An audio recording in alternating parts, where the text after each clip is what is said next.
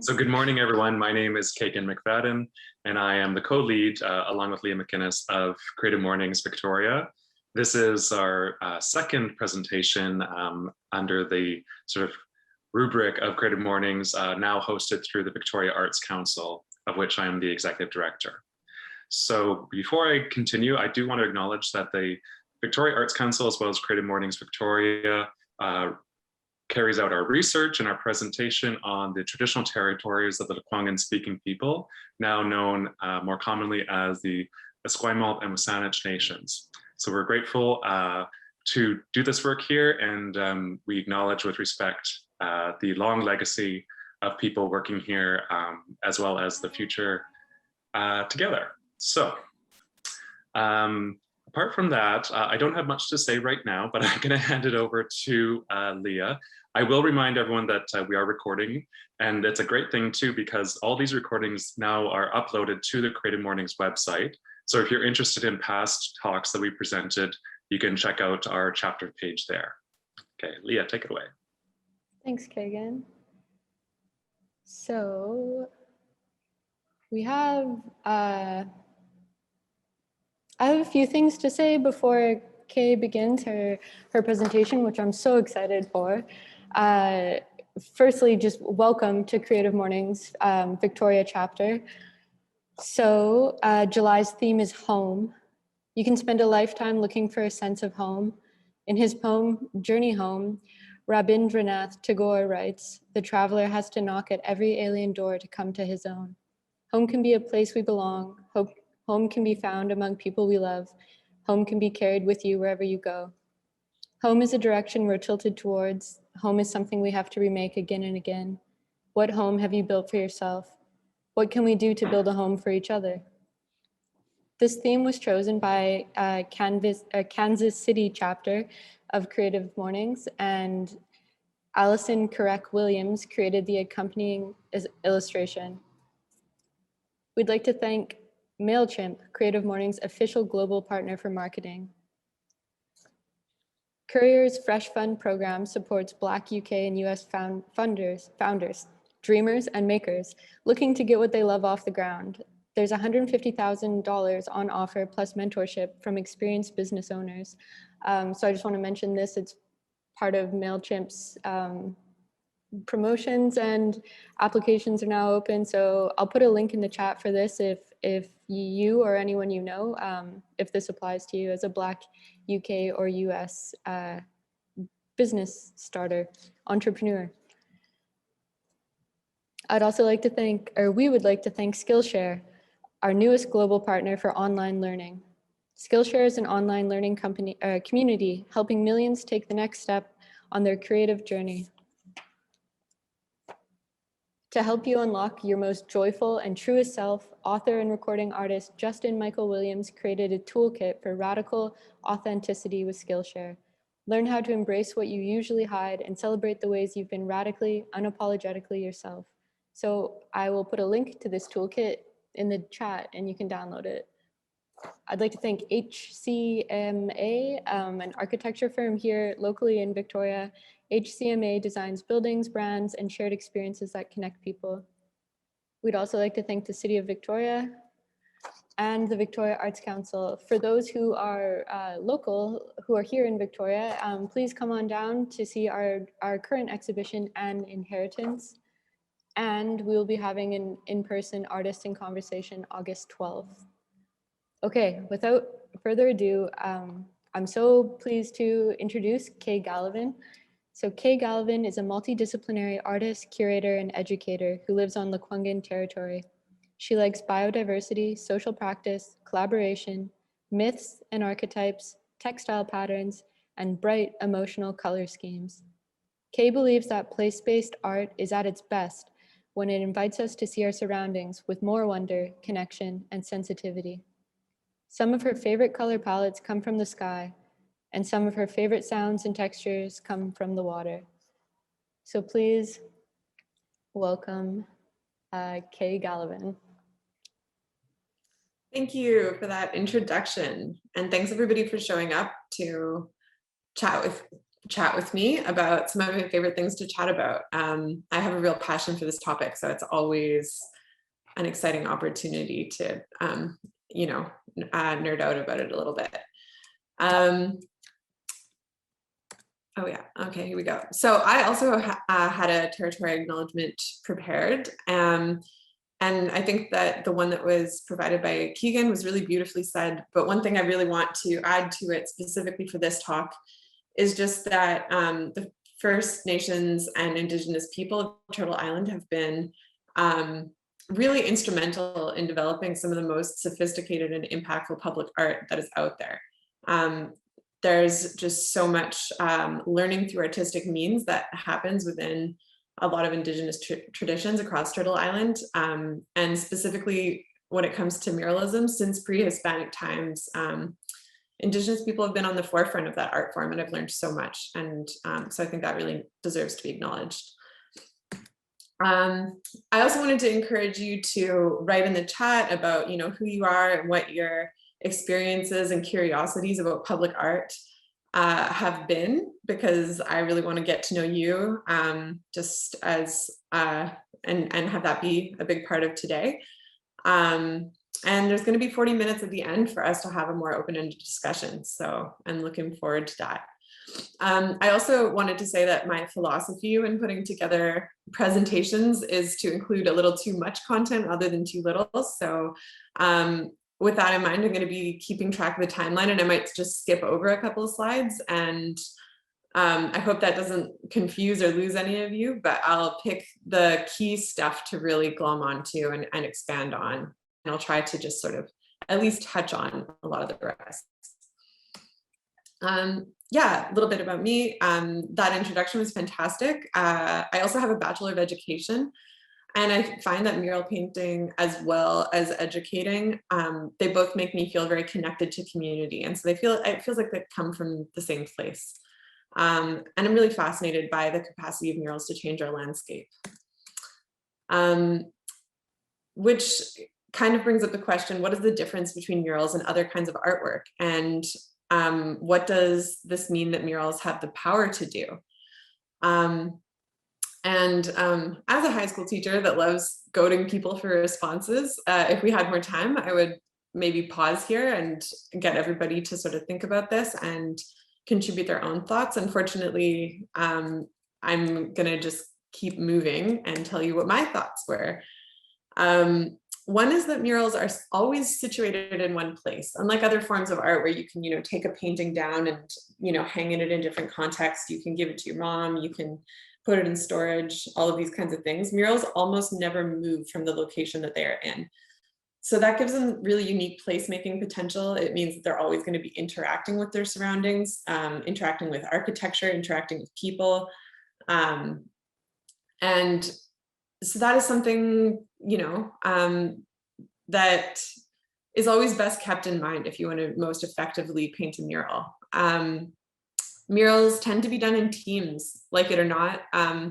Sometimes those teams are more conscientiously created and it's like a community building exercise or something like that. Sometimes it's more of a dynamic where it's a commission for one person, but it's next to another person's building. And then there's also like a guy who runs a lift company that's involved, like it's compared to other art forms that you can do just by yourself in your bedroom.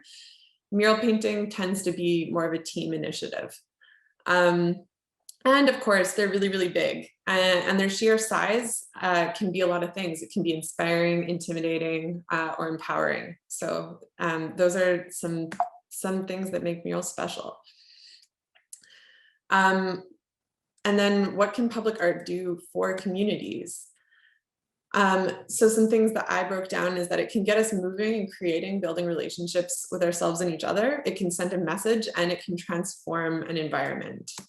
So what I mean when I say that public art can get us moving and creating and building relationships with ourselves and each other, I think that this was a story that I first learned myself, and it's what got me excited about painting murals. So I used to know a lot of mural painters and be really interested in murals, but not paint them myself many years ago, because I didn't really fancy myself much of an artist. But then one day, almost a decade ago now, I was feeling kind of blue, and I doodled a bird in my notebook. And then the following week, somebody that I didn't know very well invited me to go paint a mural on this free wall, which is like an environment where anybody can paint whatever. And so I rendered this bird and I painted it really big, and I couldn't believe how good a day that I had. I was in the sun, I was fully moving my body. I created something big in a very small amount of time, which felt so empowering. And painting that big bird changed my life, because I suddenly went from thinking that art was something that professional artists did, you know, something impressive and an accomplishment, to art is something that you can just do for you in order to move and create and get to know yourself better. And yeah, that sent me on this whole path. And it's something that I really hope for other people too, if it can feel as good. I think that mural painting has a capacity to be a trauma-informed practice, in that Bessel van der Kolk says that trauma is about losing connection with ourselves and with each other. And so just taking that time to get to know ourselves and each other can be something that's very healing. So this is a collaborative mural that I painted of a Kwakwaka'wakw elder named Bo Dick, who was a chief, and he was a really well-regarded artist, really, really powerful community artist. And I was given the honor of asking to paint a mural of him by his family. And so I did it at the Aboriginal Coalition to End Homelessness here in Victoria. And this is a kind of a group of folks working on that workshop. All of these images are shared with permission, by the way. I think it's important to note. And healing and getting to know ourselves and others. I think that coping with grief really comes to mind. The process of painting this mural, it was really beautiful in terms of like family members, such as Bo's granddaughter, who's here standing in front of the outline on tracing day, getting to know a little bit more about her own culture, just these like moments of connection. And then I also included a picture of another project that I was involved with called Wasteland, where we actually took a pre-demolition building and turned it into a community art space that was climate anxiety themed. And it was also somewhat within the education, like within public education as well. Some high school and university students got credit for creating art pieces for this collaborative art space. And so you can see this, it's like a climate anxiety haunted house. It's that picture to the right.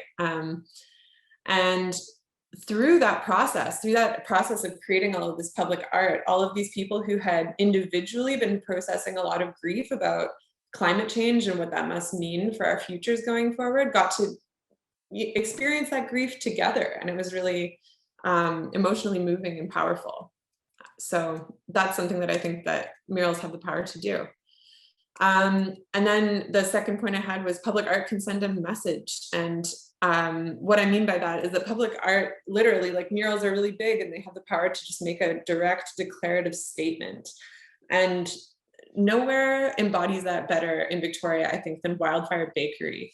So Wildfire Bakery is like a long-standing free wall. It's been going for about 2 decades now. And the lady who runs it, Erica Hierkman, she's just basically very relaxed and very trusting of the community, that the messages that will appear on the wall are what is meant to appear on the wall. But she does have one side where she allows people to paint whatever. And then she's got the other side where she asks for the art to be community engaged. So over the years, this was an Overdose Awareness Day piece that was painted with the Peer Advisory Committee, so intravenous drug users who are concerned about overdose awareness. And they contacted me to facilitate a community mural on the side of Wildfire Bakery. And here's like a variety of other murals who have graced the walls of Wildfire. So one was after the Orlando shooting, there was a collaborative mural painting. One was a poster for the Stolen Sisters Memorial March. Another one was for the International Day of Violence, to end violence against sex workers. And I included this one too, Pretty Good Not Bad, which was an alternative arts festival, asked me to paint a poster on the side of Wildfire Bakery. So it's not always heavy and serious messages. Like sometimes it can just be messages about community art and gathering and this kind of thing. Painting that big poster was pretty fun. And the third thing that I wanted to talk about is public art just has the capacity to transform an environment. You don't need to be making a direct statement in order to be making a change. Sometimes it's just about creating a kind of vibe in a space, you know? A community's collective mental health can be really impacted by like how beautiful the space is around them and how well cared for it feels. So one of these mural painting projects was done after an earthquake in Union Hidalgo, and we took some of the traditional textiles of the neighborhood and created these big murals that the local girls filled in, and that was super fun. And this other one was done in Moctezuma, which is a neighborhood in Mexico City, and so a local kid posed in Moctezuma's crown, and so just these kind of community pride type initiatives. This one actually was transforming a neighborhood into an educational space by writing Zapotec phrases on the wall, and it was part of a language revitalization program. So it's like almost like creating an advertisement, but creating an advertisement for Zapotec, which is like a language that younger people weren't acquiring. And so it was like this like opportunity to create this interactivity through mural painting. So I thought that was a pretty cool project. And I was so happy to just be a small part of it. And here's another environment transforming sort of initiative. It was just at a farmer's market. And so they wanted a mural that would like represent sort of feeling that they wanted at the farmer's market. So one question that I think is really interesting when thinking about murals is who is made to feel at home by a mural being painted? And I think that that's a great question because inevitably it's going to be some people and not necessarily others. Muralists have the power to signal who belongs in a community and who doesn't belong. And when we're not conscious of that power, we can be part of a process of gentrification. You know, like we can make a restaurant or a hotel look really beautiful, like to give a pretty simple example, like that's like not affordable to somebody who currently lives in the neighborhood. And it sort of signals like now this restaurant, like, you know, this restaurant is like the place that we're making and it's not affordable to you. So like this place is kind of for other people, you know? And then on the flip side, as muralists, we have the power to be attuned to who currently lives in a neighborhood and who we would like to feel at home and just be conscientious of that as we're developing our art. So I just finished a project where a bunch of shipping containers, about 20 shipping containers were sort of put in place in a parking lot in Victoria to create these experimental transitional housing units. And right now, Victoria has a real crisis where there's a lot of unhoused people. They've been living in tents in various neighborhoods throughout Victoria for quite a while. And there's like a lot of public discourse about this. A lot of the time it's spoken of as an inconvenience or like something that really shouldn't be happening in parks. And so it's not a very friendly environment for unhoused people. There's like a certain idea that like when they move to a neighborhood that like they'll be spoken of as an inconvenience. And so before the shipping containers were even delivered, before the thing was even under construction, they knew that they wanted, the first thing that they did was to get murals painted on the outside of all of these shipping containers so that it would sort of short circuit this bad news cycle by creating like something that everybody would be like, oh, it's so beautiful, right on the outside of the shipping containers. Kind of a way of showing that like this thing will provide value to everybody. And so I was in an artist team with Caitlin McDonough and Lydia Beauregard for it. And we decided that we wanted to develop an image, and it's like about 200 feet long, just like as a random guess. Like it's like a really, really long space. And so we decided to develop sort of like a series of images that we could weave a story together with about how everybody can relate to the idea of finding a home and what it means to really want a home. So hopefully adds some empathy into the conversation to those to folks that can read the image anyway. We were thinking about bees and how like one similarity between humans and bees is that both of these kinds of creatures are very good at developing things collaboratively. Like humans are not especially well developed in terms of like our running speed or our ability to see at night or the sharpness of our teeth. Like the one thing that we do best really is collaborate. And I think that's something that really is missing from a lot of the conversations about homelessness that we see in Victoria, is that we there seems to be like a very selfish way that it's spoken of. And we wanted to remind our community that we're really best when we're housing everyone and when we're supporting everyone. So that was sort of like the idea that we had in mind when we came up with that image. And we did that by creating these little amorphous beings who were going in and out of beehives and different kinds of homes and surrounding the mural.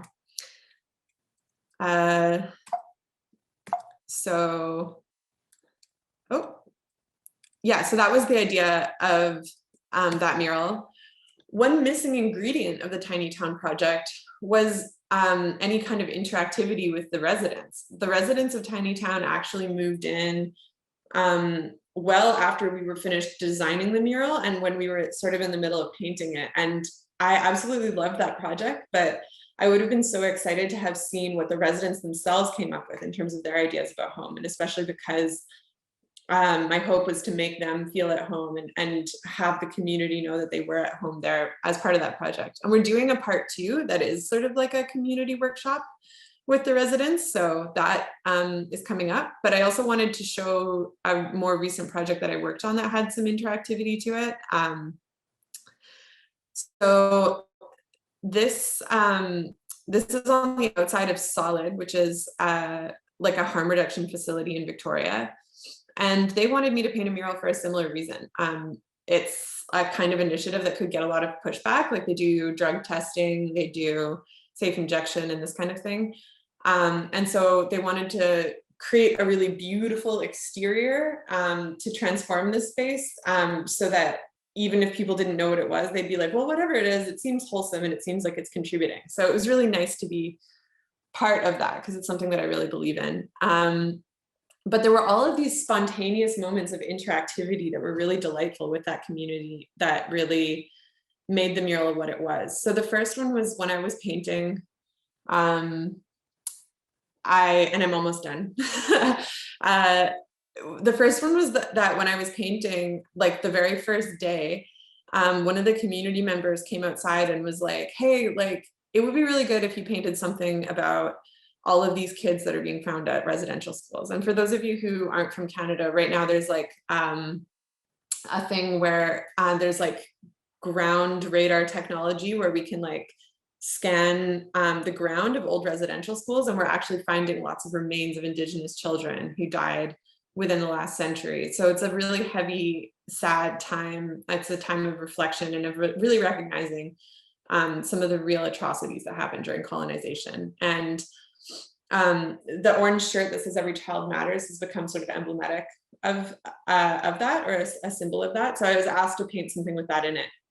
I ended up redesigning the whole mural because I didn't really have like orange in the color scheme, and I talked to lots of people about, you know, the meaning of this. So I ended up painting this clothesline that says "Every Child Matters" in an orange shirt. Norma, we're stolen sisters on a red dress, and land back on a t-shirt. And I did that through consultation with different community members. My friend Bradley Dick, who's a Lekwungen artist and mentor, he really had a lot of wise words to share for me. And that was possible because there was that flexibility for community to shape the mural together and for me to be sort of a conduit for that. And then the second example that comes from the same mural, it says "Happy Birthday, Ed." And Ed is a fellow who lives in the alley right beside the harm reduction facility. And he's always like cleaning the street and landscaping, and nobody's paying for him to do it. He's just like a North Park MVP, and he's always doing something to contribute. And he was like giving me artistic direction and help like all the time. And yeah, and it was his birthday one day, and he was kind of down because it was not a very good birthday. So I surprised him by painting a little cake and writing "Happy Birthday, Ed" on the wall, and he loved it. And then the next day I changed it, so it currently says "Happy Birthday, Bud," so that like not only because like I want him to feel at home, but I kind of want it to be a little bit of a secret feeling. Like I'm not trying to contribute to some kind of community politics where he's like the king of the city or something. Like it's more about just having him know in his heart that this is his home, like this is his neighborhood. And so I told him that even though I switched it to Bud, that it is his cake. And he was like, well, birthday cake is best when it's shared. And I thought that was a really nice moment. And since then, I've had friends whose birthday have told me that they've walked down the street and have been like, hey, Kay, like, thanks for the birthday cake. And like, so that's like kind of a cute moment. And it was only possible because there was that trust to allow for a spontaneous moment to unfold on a wall, which is such a special thing. And I really believe it can build more trust as we communicate with each other and create artwork that reflects who the people are in our communities. And that's it. Thank you for listening.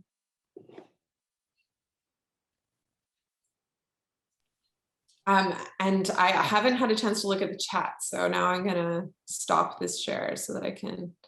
Thank you so much, Kay. That was great. And you know, we're given, or we receive these themes to enact and research.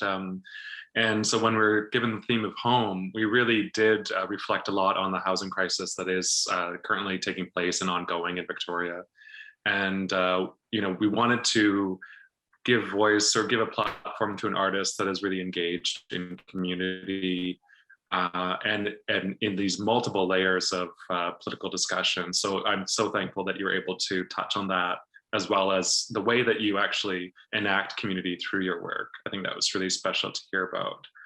Are there questions in the chats? Let's all just take a second. That was a lot to talk about too, so we can kind of debrief here and breathe. Thanks for the kind words in the chats. That's really sweet to get.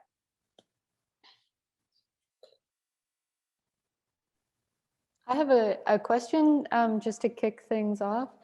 I was wondering if you could talk a bit about your creative process when you are starting a new mural project. And you did talk about this a bit about like consulting with like different community members, but I wonder, like, for yourself, like, how do you start with an idea, like with drawing or writing or? That's a question, and I think it really depends from mural to mural. But I try to start in some way or another by listening. And that can look very different. Like it can be about like walking around a neighborhood. It can be about like having a more formal consultation with the client.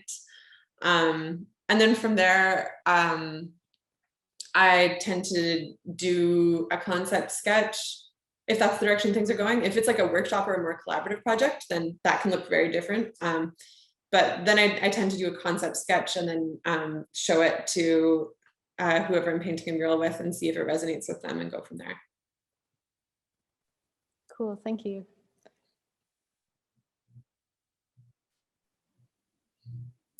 I think it's so important. Oh, sorry. Did someone else have a question? Yeah, there's one from Pearl, and Spike has a comment as well that I haven't read yet. But Pearl asks, I wonder how you got started with mural paintings and your first opportunities. So back when I painted that bird, I was actually working in the nonprofit sector. Like I was working at the University of Victoria Women's Centre specifically, and at CFUV, which is the community radio station. And so when you're in these environments, you're always kind of like putting on community workshops of different kinds. Like you're always just kind of like improvising different ways to like get people engaged and having fun. So because of that, I pretty much immediately had these opportunities to bring mural painting into my work, or like, you know, like, let's just try this. Cause like, you're just always trying stuff out. like, you know, one week it would be like, oh, we're having a collage week. And it's like, not like I'm an expert at that either. And so I was really lucky to start, you know, doing murals in a like quote unquote professional capacity, like pretty quickly. I think for a lot of people, they end up, you know, like weed whacking through bushes and painting abandoned buildings for like 10 years in order to gain those skills. And yeah, I was pretty lucky, but I also had to like scrounge up and find opportunities, because like I was starting to get more excited and realize like how much potential this had. And I was like, well, I really want to get good at it now. Like, and so then I was doing it on my off time. Yeah. And I think that like, just like, it sort of feeded into itself. Like people started to recognize me as somebody that would do that. And so then I got more calls, and a lot of the first ones were for nonprofit organizations who want their spaces to be really bright and cool looking, and are willing to take a chance if it means that you'll do it for cheap. And, you know, it's different than weed whacking and painting by yourself, at least because you're in a comfortable space and people are grateful and they'll pay for your paint. And so those were a couple of my first jobs.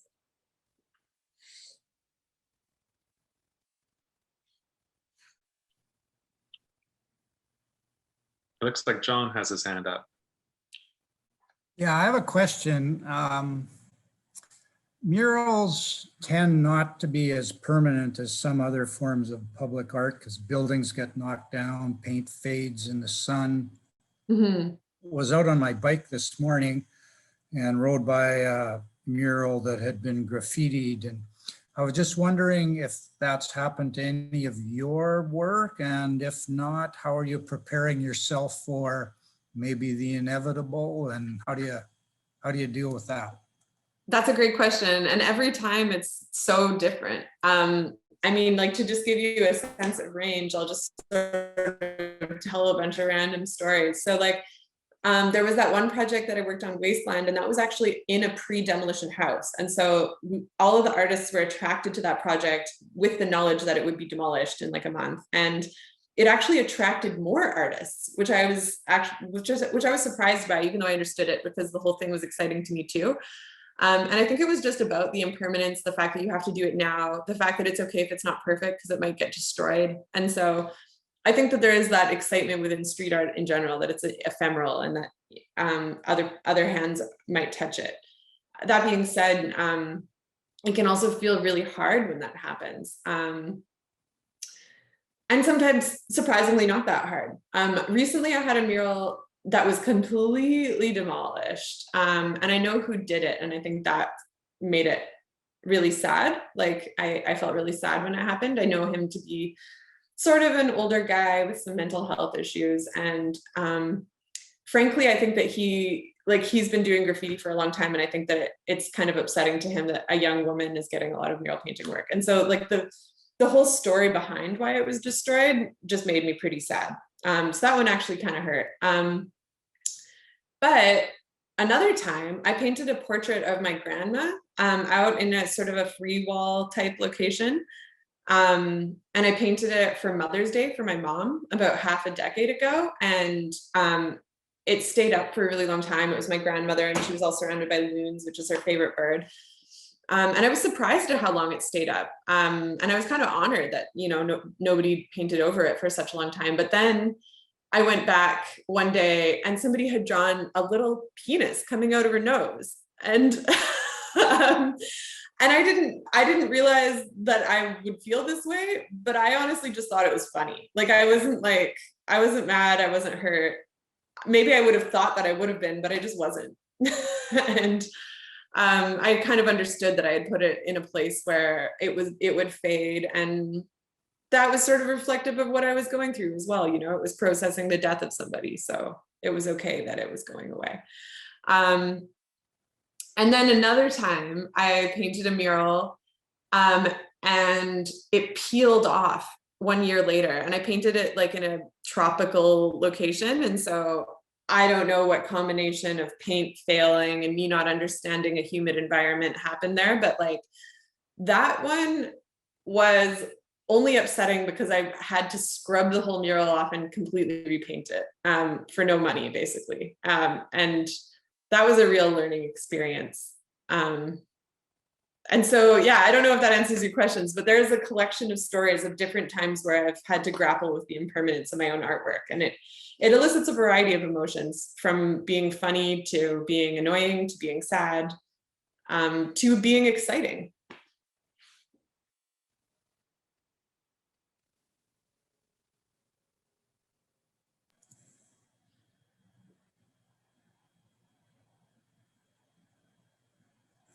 So Kay, I wanted to go back to the tiny house village, or the tiny village. I keep calling it the wrong thing, but the shipping container project here in Victoria, and how you had mentioned that they actually put, after they figured out that it will house, what I think it's 30 people or something like that, or 40 people, that the first thing they did was confirm the artist to make it this sort of, I love the term you said, short circuit to bad news cycle. That's such a great turn of phrase. Anyhow, so I'm wondering if you've ever encountered through a commission or a corporation or business soliciting you, a sort of non-starter where you actually had to back up and say, actually, I don't want to work with you after all. Like the tiny village, because we're sort of all supportive of this roundabout way of addressing the housing issue. I think that sort of becomes paramount to other issues around collaboration and things like that. So anyway, in a kind of roundabout question, what's a deal breaker for you as a muralist? Yeah, that's a great question. And that's something that I'm kind of negotiating myself. I mean, I think that there are relatively few things that I consider to be complete deal breakers, at least things that come up in my day-to-day life. Like, obviously if somebody wanted me to paint something that I considered unethical or offensive on a wall, I would say no to that.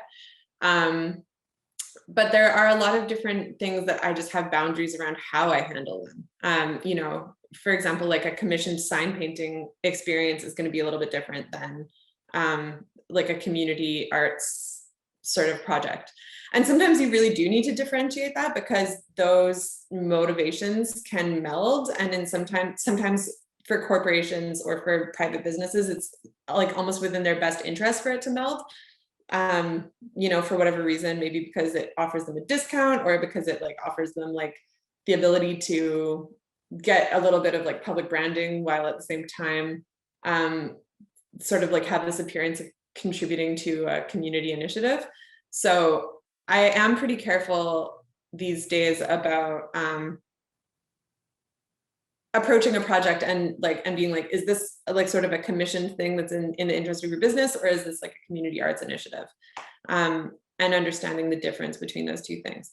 And of course there's gray area as well, but yeah. So like, I know of mural festivals, like I worked for a mural festival where one of the things that they did was that they said that like the organization where the mural went on the wall, like they could, if they wanted to, donate money to the festival or to the artist fee, but they didn't have to. But they also had to sacrifice complete artistic control of what goes on. So like if you're a bike shop, like you can't say that it has to be bike themed, and you certainly can't say that it's your logo.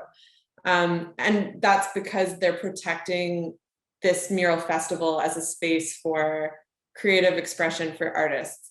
And that's not to say that a painting of a bike logo on a bike shop is unethical, because it's not. Like there's definitely a time and a place for that. Yeah, so that's kind of something that comes to mind when you're talking about what you're talking about, is just sort of navigating that gray area and being really clear to everybody like what I'm doing and why I'm doing it.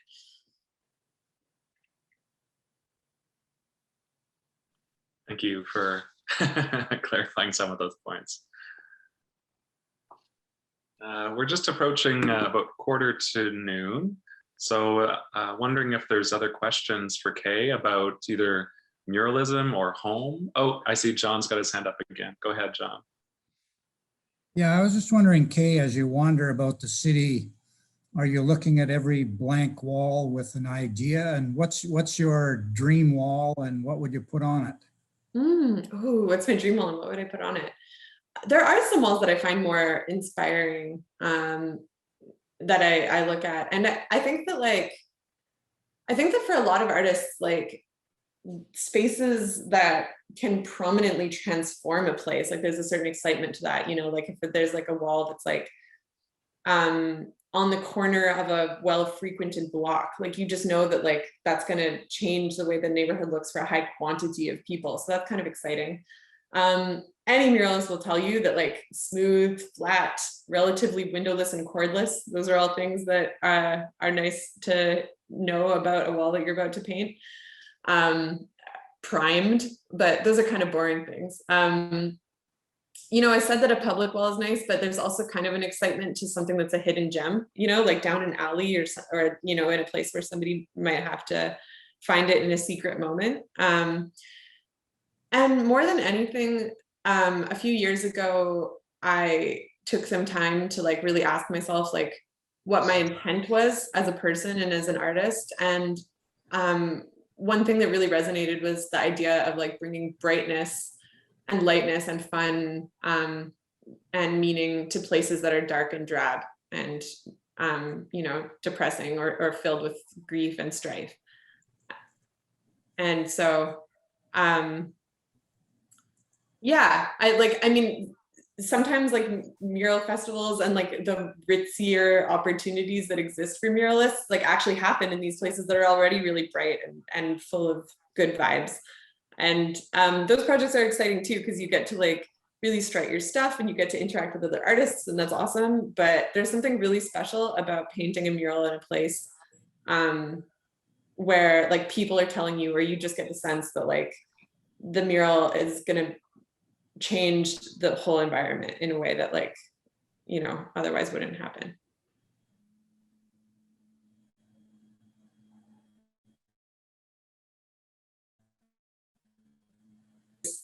Yep, thank you. That was great. All right. Yeah, we are so lucky to live here in Victoria, where there's a number of murals done by artists like Kay, and among many others, and for a variety of approaches, from social justice to promotion and everything in between. So, yeah. Oh, Leah has a question. Oh, I'm sorry. Was someone else about to jump in? Or, okay. My question is, before we part ways today, Kay, I wonder if you could tell us what is coming up for you, what projects are on the horizon, what are you currently working on, or what are you going to be working on next? Oh, that's a great question. After I get off this call today, I'm painting a mural at Royal Athletic Park, so I'm really excited for that. And it's actually right across the street from the Tiny Town thing. So they're kind of creating like a whole new public space, and they're getting myself and Caitlin McDonough and Liddy Brogride to decorate it. So that's a pretty big and exciting project, and we're doing more art at Tiny Town, and I'm going to be doing some stuff for the Esquimalt Mural Festival, and it looks like I'm going to be doing something for the Quadra Village Mural Festival as well. So yeah, summer is a crazy time. Amazing. Thank you so much. I'm excited to see these pieces. Thank you. I guess we're lucky it's all sun and no rain these days. It means more and more murals. Totally, but really intense sun too. On the SPF, bring a hat. Yeah. Okay, well, I think you know, we'll close it out today. There's always no sense in sort of stretching things beyond what they need to be, and that was such a condensed and concise presentation, Kay. So thank you so much for giving us insight into your practice, as well as the other sort of methods that you work in. I think that was really informative. And we're so happy that you, again, accepted our invitation to discuss this in the context of home. So I'll just note that our next Creative Morning will take place Friday, the 13th of August. And for that, we've invited Luann Neal. And Luann is an artist as well as the curator of Indigenous collections at the Royal BC Museum. as well as the head of Indigenous Collections and Repatriation Department. So Luann is going to be speaking about, or towards the theme of release. And we're just so thrilled that she's accepted our invitation for that, because, you know, to think about release these days, right away, we started to think, who can speak about repatriation? And of course, Luann is actually the go-to person. So we are so excited to be presenting her at 11 o'clock, Friday, the 13th of August. So tune in here and you'll see Luann speak about all the research she's been doing around repatriation. So thanks everyone. Thank you, Kay. Thank you for accepting our invitation. And thanks Leah for setting up all the technology. I'll see you next time.